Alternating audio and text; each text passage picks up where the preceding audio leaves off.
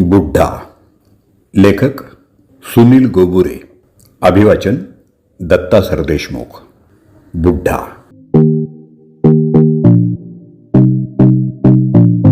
काय चुंबकत्व असेल या म्हाताऱ्या माणसात?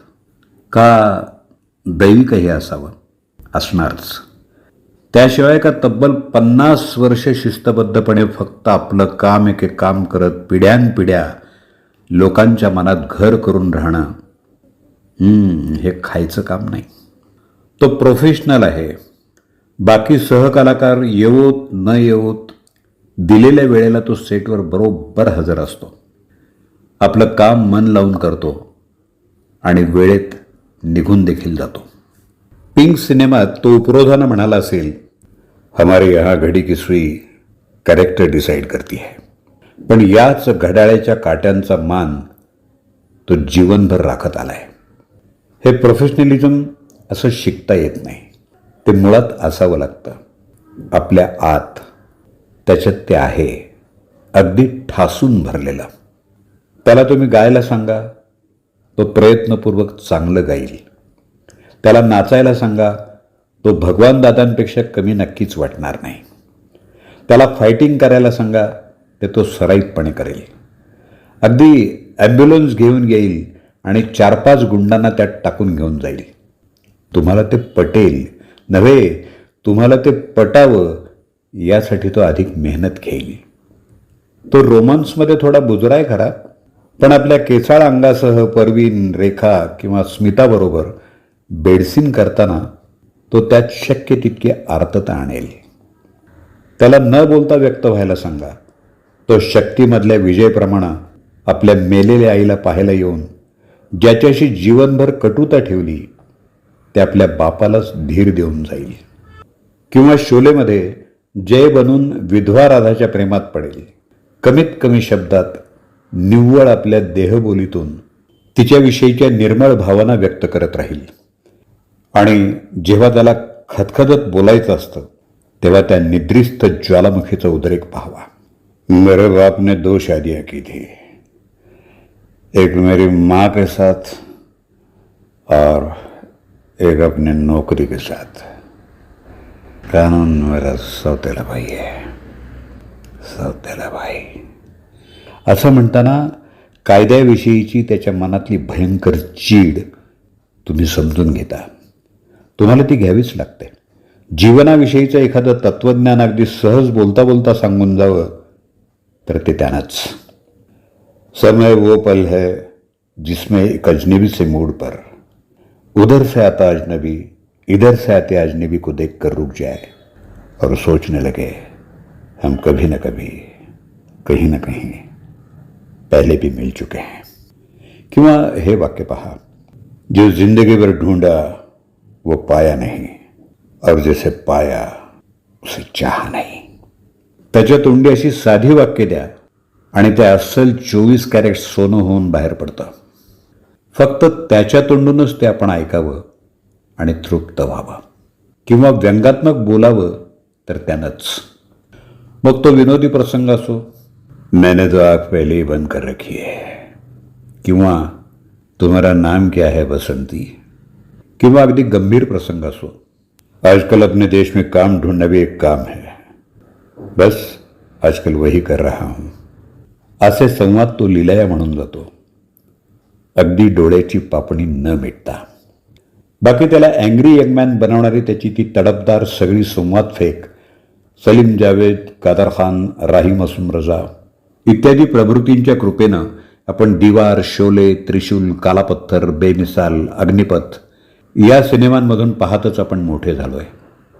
संवाद म्हणताना वाक्य पल्लेदार आणि नाटकी पद्धतीनं न म्हणता त्यांना छोट्या छोट्या तुकड्यांमध्ये कापत, मध्ये जीवघेणे पॉज घेत, श्वासाच्या आवाजातून त्या क्षणीची भावना व्यक्त करत आपल्या खर्जातल्या आवाजानं तो संवाद पूर्ण करतो, तेव्हा गेम, सेट आणि मॅच त्यानं खिशात घातलेली असते. असा तो 80-82 वर्ष वय हे खरं तर घरी निवांत बसण्याचं, थकलेलं शरीर आणि हरलेलं मन सांभाळत बोलावणं येण्याची वाट पाहायचं वय असतं हे. भल्या भल्यानं या चक्रातून सुटका नाही. पण मग सगळेच तो नसतात. कट टू 1982 साल. मिरज नावाच्या एका छोट्या शहरात एका थिएटरच्या बाहेर उभी असलेली ती लहान मुलं अमिताभ बच्चनचा पिक्चर बघायला आलेली. खुद्दार नावाचा सिनेमा. थिएटरमध्ये मंतरलेल्या भारलेल्या त्या अवस्थेत तो लहान गोविंद मोठा होतो आणि अमिताभ बच्चन बनतो. प्रचंड शिट्ट्या, आवाज, टाळ्या पडतात. ते 5 वर्षाचं पोरगं त्याला डोळ्यात साठवून ठेवतं. कट टू 2016 साल. पांढरी दाढी, पांढरे केस, तो जख्ख म्हातारा वकील एक अवघड केस लढतोय. पूर्ण सिनेमात काहीशा दबलेल्या आवाजात तो बोलत राहतो. पण मग त्या मुलीच्या केससाठी तो जेव्हा कोर्टात उभा राहतो आणि थंडपणे आपली नजर साऱ्या कोर्टावर फिरवत म्हणतो, ना सिर्फ एक शब्द नहीं, अपने आप में एक पूरा वाक्य है. इसे किसी तर्क, स्पष्टीकरण, एक्सप्लेनेशन या व्याख्या की जरूरत नहीं होती. No means no. And when someone says no, you stop. थिएटरमध्ये टाळ्या वाजतात. काही शिट्ट्या देखील. 6 फूट 2 इंच उंचीचा तो सुटाबुटातला म्हातारा शरीरानं भले थकला असेल, पण त्याच्यातलं वादळ अजूनही तसंच शाबूत आहे याची तो प्रचिती देतो. आपण थक्क होऊन फक्त पाहत राहतो. अमिताभ बच्चन हे फक्त एक नाव नाही, हा एक देश आहे, एक कंट्री इन इट सेल्फ. अनेक धर्म, जाती, पंथ आणि भाषांमध्ये विभागल्या गेलेल्या 140 कोटी लोकांच्या देशाचा तो एक पूल आहे, जो जोडतो दुःखाला आनंदाशी, निराशेला आशेशी, निरुत्साहाला ऊर्जेशी, अपयशाला यशाशी. तो आहे ही एकच गोष्ट बस असते या पब्लिकसाठी. त्या अँग्री यंग मॅनचा आता हॅपी ओल्ड मॅन झालाय. पण तो आपलं काम करणं सोडत नाही. कोशिश करने वालों की कभी हार नहीं होती हे सतत आपल्याला सुनावत राहतो, आपल्या कृतीतूनही. केबीसी साठीच्या आजीपासून 18 वर्षाच्या मुलीपर्यंत साऱ्याच जणी धावत येतात आणि त्याच्या गळ्यात पडतात. तोही त्यांना प्रेमानं आलिंगन देतो आणि आदरानं खुर्चीवर बसवतो. भारावून गेलेल्या त्या जीवांचे भाव तो समजून घेतो. आजोबा आपल्या नातवंडांचं कोडकौतुक पुरवतात, तसे तो त्यांचे हट्ट देखील पुरवत राहतो. बायको म्हणते, म्हाताऱ्याचा उत्साह बघ. पण खरं सांगायचं तर तो म्हातारा होतच नाही आहे. ॲक्च्युअली तुम्ही म्हातारे होत आहे. केबीसीचा एपिसोड संपवून तो आपला शेवटचा मोनोलॉग बोलून थांबतो. आपल्या कोटाची ती खालची बटणं अलगद लावतो.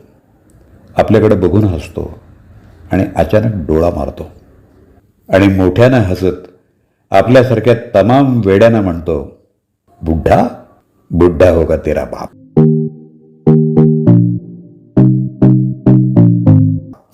बुड्ढा. लेखक सुनील गोबुरे. त्यांचा मोबाईल नंबर 9561087466. अभिवाचन दत्ता सरदेशमुख. 8329730186.